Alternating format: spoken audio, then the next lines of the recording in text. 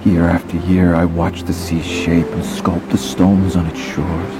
Cerita diawali dengan diperlihatkan seorang pria bernama Yesus yang dimana sesuai Alkitab ia sedang berkhotbah kepada ribuan orang. Do not think you're playing too small, so that they may hear your good works and give glory to your Father who is in heaven. Sementara tak jauh dari sana kita diperkenalkan dengan 12 murid Yesus bernama Yohanes dan Petrus yang pada saat itu mereka juga sedang mendengarkan khotbah ajaran Yesus sembari membagikan roti tak beragi kepada anak-anak kecil. You? And you? There you go. More bread, John. Sejak usia muda, Yesus dikasihi oleh Bapa dan ia memulai pelayanannya sejak usia 30 tahun. Setelah memberitakan firman, Yesus kembali kepada murid-muridnya dan mereka menyarankan Yesus untuk menyuruh orang-orang ini untuk pulang untuk mencari makan. Namun, Yesus yang sangat peduli kepada kebutuhan anak-anaknya justru menyuruh murid-muridnya untuk memberi mereka makan. Mendengar itu sebagai manusia tentu mereka kebingungan lantaran hampir 5.000 laki-laki di sana dan yang mereka punya hanyalah 5 roti dan 2 ikan yang kalau di logika tidak akan cukup untuk memberi mereka makan sampai kenyang. The boy has offered his food. It's a kind gesture, but not a solution. Let faith be our wealth. Judas.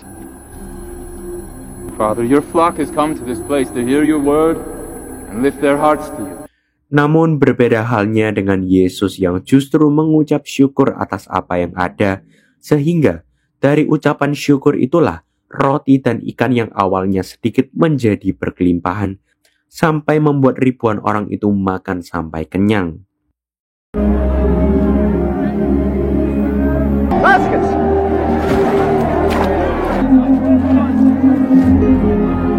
Tak lama setelah itu ada seorang anak kecil yang tunarungu dan ia tidak bisa berbicara sejak lahir. Let him hear. Let him speak.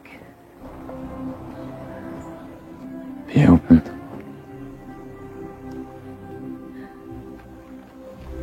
Mama! Dan dari perjumpaan dengan Yesus itulah dia disembuhkan dan dipulihkan.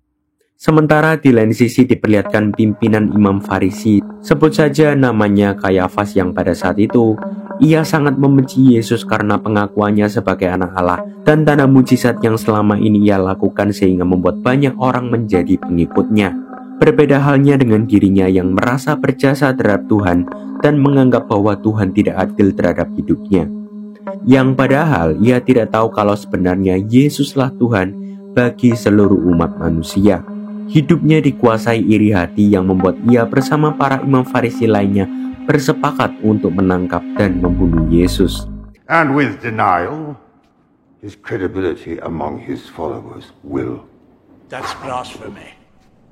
Peaceful resolution is in everyone's best interest. Di suatu hari tepatnya di bait suci yang seharusnya menjadi tempat berdoa, justru dipakai banyak orang untuk berjualan yang justru hal itu membuat Yesus menjadi murka dan menghancurkan meja-meja mereka.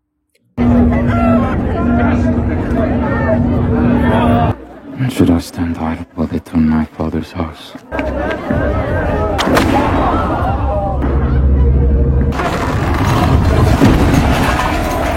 Do not turn my father's house into a house of trade. Setelah melihat Yesus, kini para imam Farisi menjadi geram dan berusaha mencari momen yang pas untuk menangkap Yesus. Tepat di hari itu, Petrus dan Yohanes akan pergi mempersiapkan tempat perjamuan terakhir saat malam Paskah. Sementara Yesus akan berdoa kepada Bapa di bait sucinya.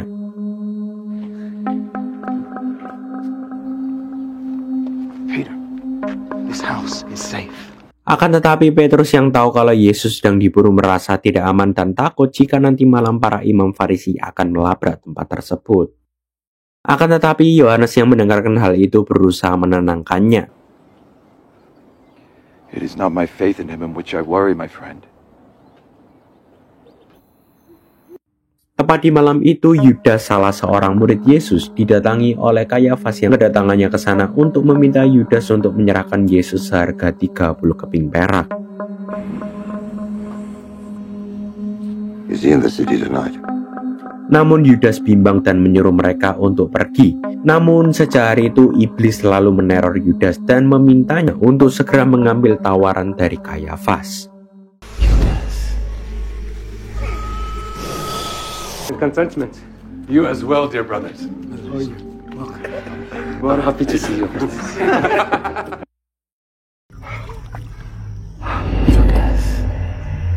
Show yourself.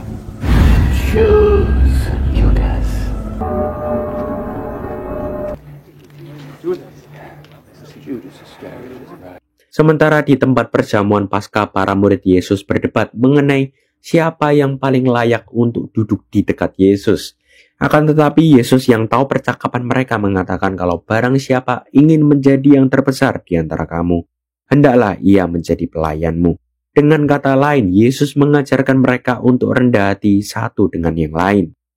Yesus kemudian memanggil anak-anak kecil dan memintanya untuk membawakannya sebaskom air yang nantinya ia pakai untuk membasuh kaki para murid-muridnya.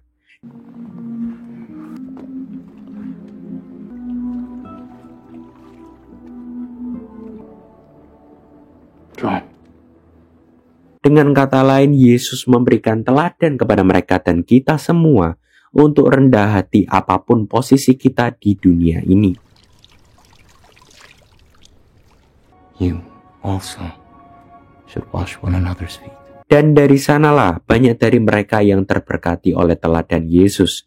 Namun di ruangan sebelah terlihat Yudas kembali diteror iblis untuk segera menjual Yesus demi 30 keping perak itu. Save yourself, Judas, before it's too late. Judas. Setelah membasuh kaki mereka, Yesus memulai perjamuan terakhir bersama murid-muridnya. Pertama, ia mengambil roti, mengucap berkat, memecah-mecahkannya dan berkata, "Makanlah, inilah tubuhku yang diberikan untukmu. Perbuatlah ini menjadi peringatan akan aku."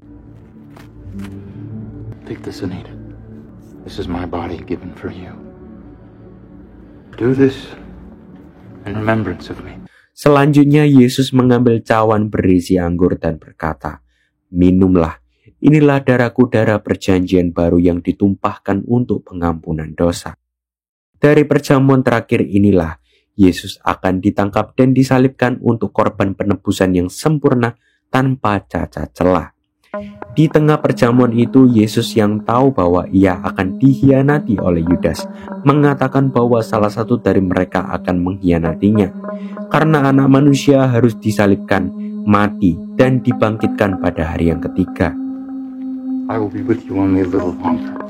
I would lay down my life for you. Truly. Namun Petrus justru bilang kalau dia akan mengorbankan nyawanya demi mengikut Yesus. Namun Yesus yang Maha Tahu mengatakan bahwa sebelum ayam berkokok di hari itu, Petrus akan menyangkalnya sebanyak 3 kali. Yesus kemudian menyuruh Yudas untuk melakukan apa yang seharusnya ia lakukan. Dengan kata lain, Yesus sudah tahu semua perbuatan Yudas terhadap dirinya itu. 30 pieces.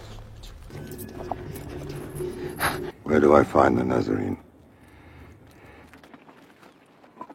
Di malam itu, Yesus bersama murid-muridnya pergi ke taman bernama Getsemani.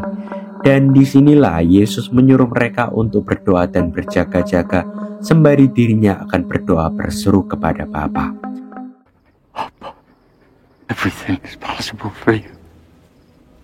Mengetahui penderitaannya akan ia alami sebentar lagi, Yesus meminta Bapa untuk melewatkan cawan ini.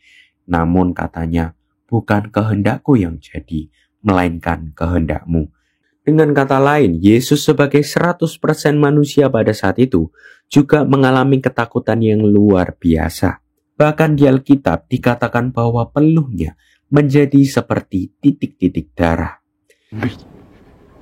Yet not what I will, but what you will. Peter. Setelah berdoa, Yesus membangunkan murid-muridnya yang justru malah tertidur pulas lantaran orang-orang Romawi sudah hampir dekat untuk menangkap Yesus. Peter, where have you been? This is your hour, Judas.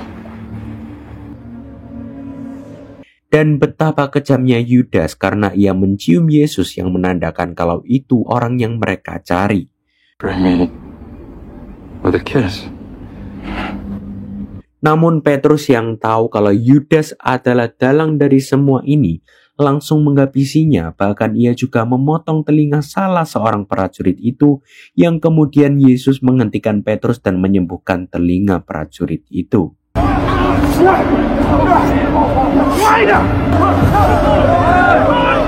Master, we have to get you out of here.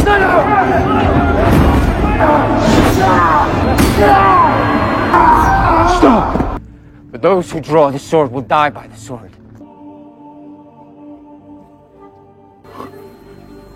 Setelah situasi aman, mereka langsung menangkap Yesus yang kemudian membuat para murid-muridnya justru pergi meninggalkannya karena ketakutan. Sementara Petrus yang merupakan murid yang paling dekat dengan Yesus justru diam-diam mengikuti mereka meskipun dia sendiri takut dan tidak tega melihat Yesus disiksa sedemikian rupa. Singkatnya, di tempat pengadilan Yesus diinterogasi oleh Kayafas dan ia sendiri berkata apa adanya, dan jawabannya sangat berhikmat tanpa adanya cacat celah pada dirinya. On your knees!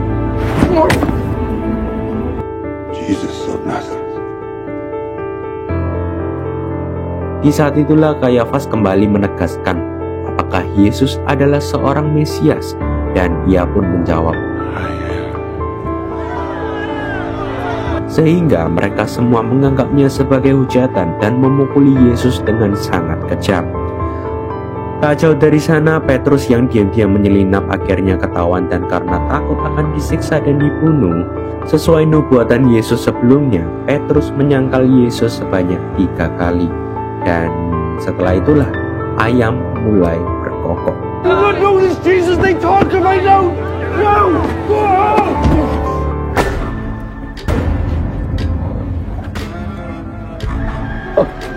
Yourself will deny me 3 times. Sadar akan kelakuannya itu, Petrus langsung pergi sambil menyesali perbuatannya. Sampai di suatu tempat, Petrus dibuat kaget karena ternyata Yudas sudah meninggal akibat gantung diri, yang mana perbuatan itu didukung oleh perasaan bersalah dan bisikan dari iblis.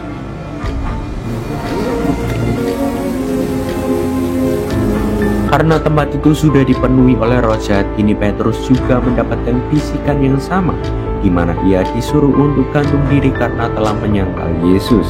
Dan puji Tuhannya, seketika ia teringat oleh perkataan Yesus yang mana dia mengatakan kalau setan akan selalu menghasut dan berdusta. Jadi jangan sampai engkau percaya dengan semua perkataannya itu. That you will not lose your faith. Singkat cerita, Yesus dicambuk sebanyak 39 kali memakai cambuk yang ujung-ujungnya tajam. Sehingga ketika besi itu menancap ke dalam tubuhnya dan ditarik, tubuh Yesus menjadi hancur dan darahnya bercucuran. Dan itu ia lakukan hanya karena cintanya kepada kita semua, manusia berdosa yang seharusnya mati masuk ke dalam neraka. Namun berkat pengorbanan Yesus di kayu salib, kita menjadi manusia yang berpengharapan di dalam hidup ini. Setelah kematiannya, Yesus dikuburkan dan dimasukkan ke dalam gua yang ditutup oleh batu besar.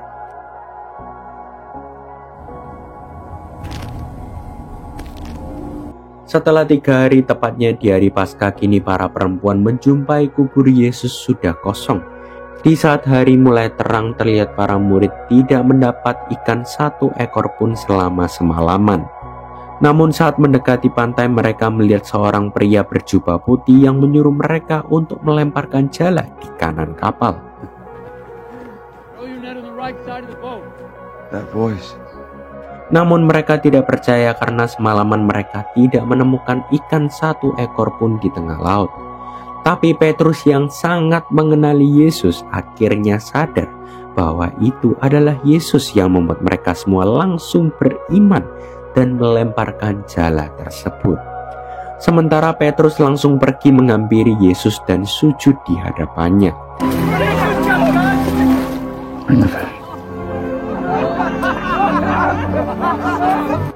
Setelah ikan-ikan itu terkumpul, kini mereka duduk bersama Yesus sembari menikmati ikan segar hasil tangkapan mereka, yang kemudian Yesus melontarkan pertanyaan ini kepada Petrus.